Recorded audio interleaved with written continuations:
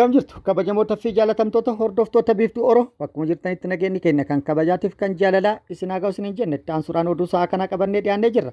Hangadhuma sagantaa kanaatti nu wajji turaan affeerraa kenna kun biiftuu Oroodha keessan jajjabeeffadha laayik sheer godhu hin dagatinaa kallattii gama mata duree oduu amma qabadheetti yeroo dabru oduun jalqaba.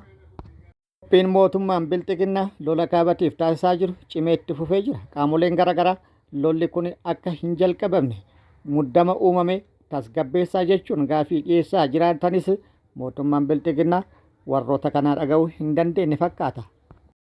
Kan viidiyoo irratti argitan kun konkolaattota akkaan baay'ee ta'anidha. Konkolaattonni kunneen kan humna waraanaa gara kaabaa geessuudhaaf sochii taasisaa jiran yookaan deemaa jiranidha. Konkolaattonni kunneen bakka tokko qofaarraa humna waraanaa gara kaabaatti geessuudhaaf kan deeman yoo ta'u bakkoota 10 akkanaa irraa immoo meeqatu fe'ama jedhanii tilmaamuun nama hin dhibu. Viidiyoon konkolaattota kana agarsiisu viidiyoo daqiiqaa 3ti. Daqiiqaa 3 keessatti konkolaataa meeqatu lakkaa'amuu danda'a? Kun waan nama dhibuume. Humni kanaan fe'amee gama kaabaa geeffamu immoo xiqqaa akka hin taane tilmaamuun nama hin dhibu.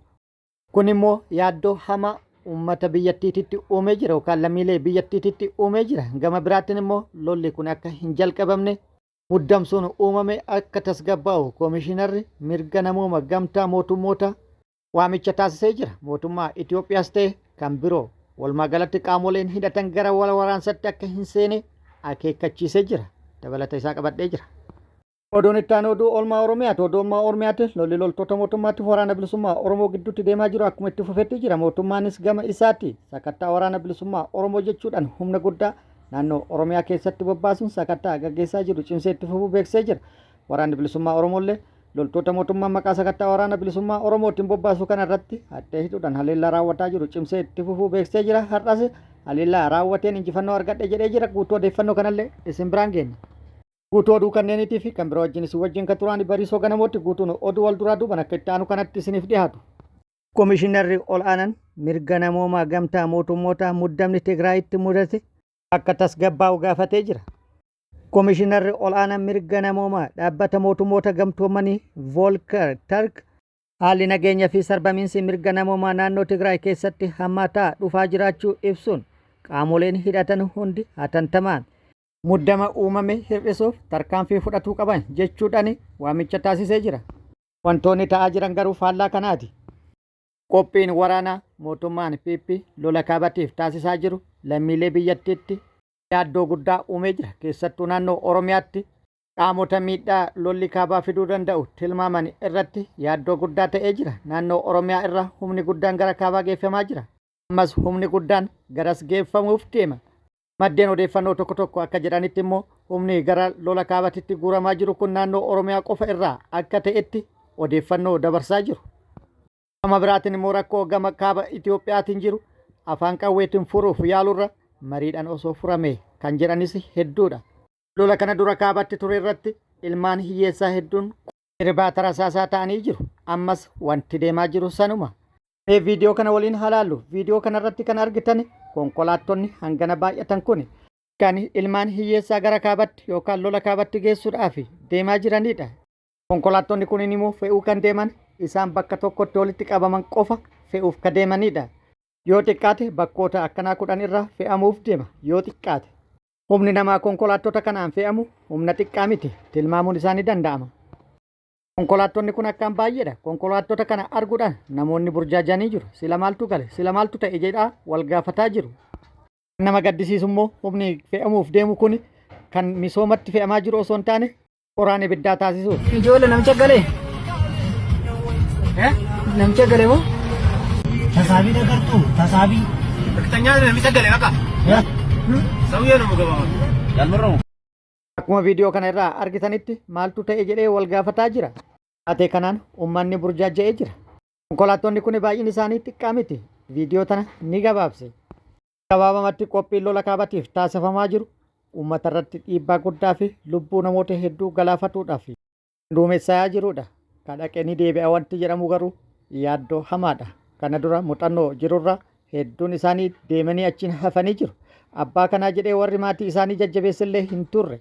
Ammas wanti akkasii irra deebi'uun seenaa dabreerraa baratuu dadhabuun badii biroo hawaasa irratti raawwatuun baay'ee rakkisaadha.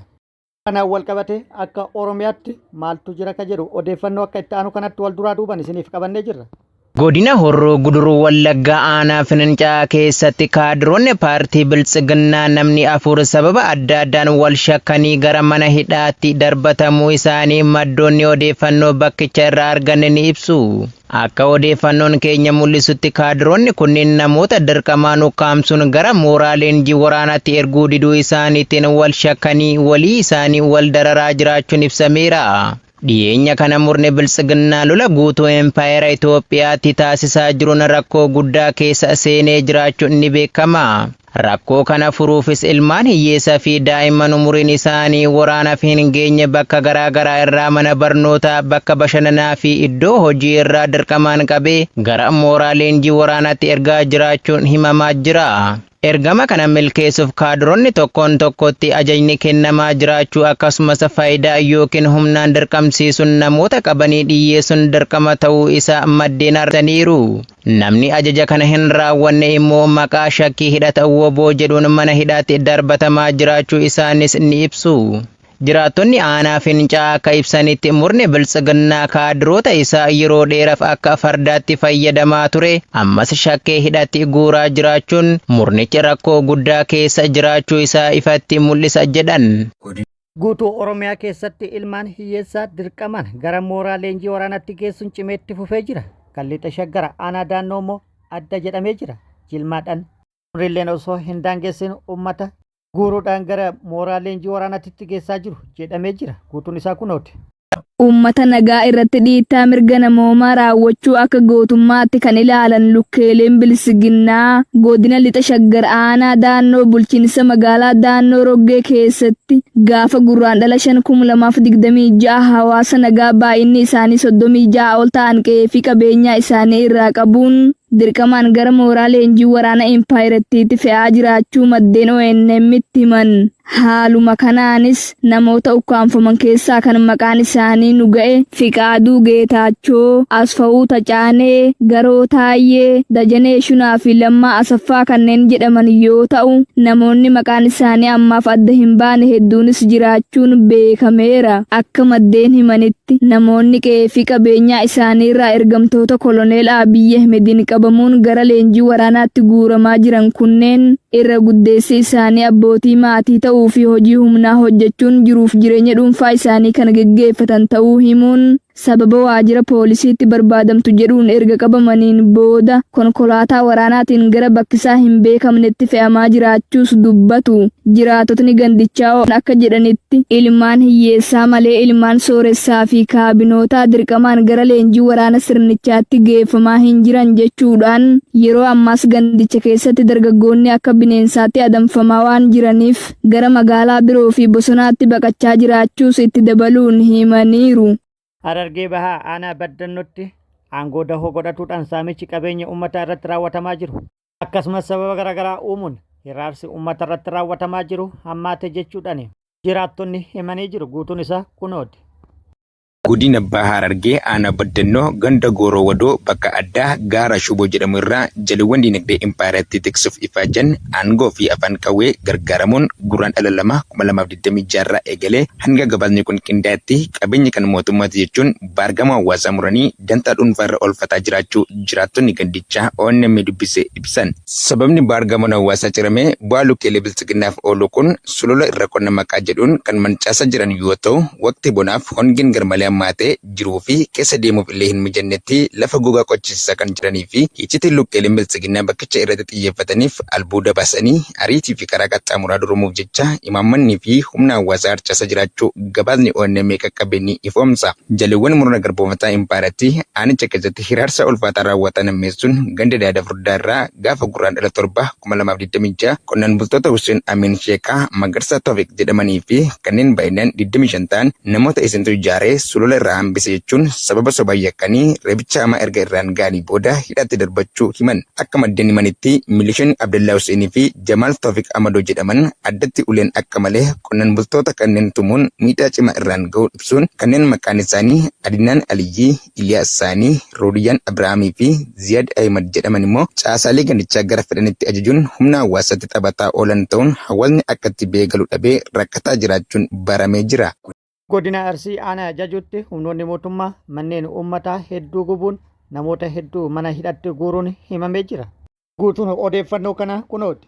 Godina Arsii Aanaa Jajuu ganda tarree ammeenyaa iddoo addaa Ciiraa jedhamu keessatti loltoonni bilchiginnaa guraandhala 8,2026 maqaa hariiroo waraana bilisummaa Oromoo qabdu jedhuun manneen qonnaan bultootaa hedduu abiddaan gubuu fi namoota hedduus mana hidhaatti darbatanii jiraachuun ibsameera. Namoonni haala kanaan loltoota kanneeniin butamuun mana hidhaatti raarfamaa jiran kunneen maqaan isaanii Tololaa Ahmed, Saddiqoo Ahmedii fi Sudii Hajii kanneen jedhaman yoo ta'an kanneen qabeenya guutuu wajjin manneen jalaa gubate immoo Toree Kamaaloo, Coomaa Abuunaa, Sadiqoo Ahmed, Woyyeessoo Aleen, Jamiilaa Huseenii fi Gazaalii Alee kanneen jedhamanidha. Namoonni haala kanaa hidhamanis ta'e manneen jalaa gubate kunneen tuttuqaa siyaasaa tokko kan hin qabne yoo ta'an ergamtoonni bilchiginnaa akkuma bartee isaanii maqaa garaagaraa hawaasatti moggaasuun sobaan yakkanii duguuggaa sanyii irratti raawwachaa kan jiran ta'uu jiraattonni gabaasaniiru. Kana malees ganda kana keessatti namoota reebuu fi adamsanii qeerraa buqqaasaa jiraachuun irra deddeebiin akka mul'atu jiraattonni dabalataan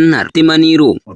Oduun itti aanu oduu oolmaa Oromiyaati. Oduu oolmaa Oromiyaatti lolli loltoota mootummaatiif waraana bilisummaa Oromoo gidduutti deemaa jiru akkuma itti fufeetti jira. Mootummaan gama tokkoon humna guddaa gara kaabatti fe'a. Gama biraatiin immoo naannoo Oromiyaa keessatti maqaa opereeshinii sakattaa waraana bilisummaa Oromoo jedhuun humna guddaa bobbaasuun sakatta'iinsa isaa itti fufee jira. Waraanni bilisummaa Oromollee humnoota maqaa sakattaa waraana bilisummaa Oromoo jedhuun bobbaate irratti eeguudhaan haxxee hidhuudhaan haleellaa raawwatan yookaan irratti raawwatan cimsanii itti fufuun hedduu hojiin ala taasisaa jiraachuu gabaasanii jiru. Haaluma kana waraanni bilisummaa Oromoo har'a lixa Oromiyaatti barraaqan bakkoota garaagaraatti tarkaanfii loltoota mootummaa irratti fudhatu beeksisee jira. Lixa Oromiyaa Wallagga lixaa aanaa Qondaala gandoota garaagaraa keessatti tarkaanfii fudhateen miidhaa guddaa loltoota mootummaa irratti kan qaamatiif kan lubbuu dhaqqabsiise jedhee jira. Aanaa Qondaala ganda gumaa gaara Arbaa jedhamutti tarkaanfii cimaa loltoota mootummaa irratti raawwadhe jedhee jira. Tarkaanfii loltoota mootummaa irratti fudhateen hedduu addunyaa kanarraa godaansee hedduu madeessuun snaappara tokko dabalatee meeshaalee waraanaa hedduus hiikkadhe jedhee jira.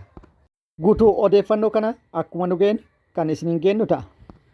Akkasumas waraanni bilisummaa Oromoo zoonii giddugala Oromiyaa lixa Shaggar bakkoota garaagaraatti loltoota mootummaa waliin lola seenuu beeksisee jira. Bakkoota garaagaraatti haxxee hidhuudhaan loltoota mootummaa maqaa sakattaa waraana bilisummaa Oromoo jedhuun bobbaate irratti haleellaa raawwateen miidhaa dhaqqabsiisuu fi injifannoo argatu beeksisee jira. Guutuu odeeffannoo kanallee yeroo itti aanutti qabannee kan dhufnu ta'a. Kabajamoota fi jaalatamtoota hordoftoota biiftuu Oromoo oduun ammaaf qabadde kana hanga ammaa kana guutuu oduu wajjin isin wajjin kan ture ani Bariisoo Ganamooti. Hanga yeroo itti aanutti deebinee wal agarrutti nageenyi rabbi isiniif haa baay'atu. Nagatti nu turaan immoo hawwii kennaa hanga deebinee wal agarrutti nagatti nu tura.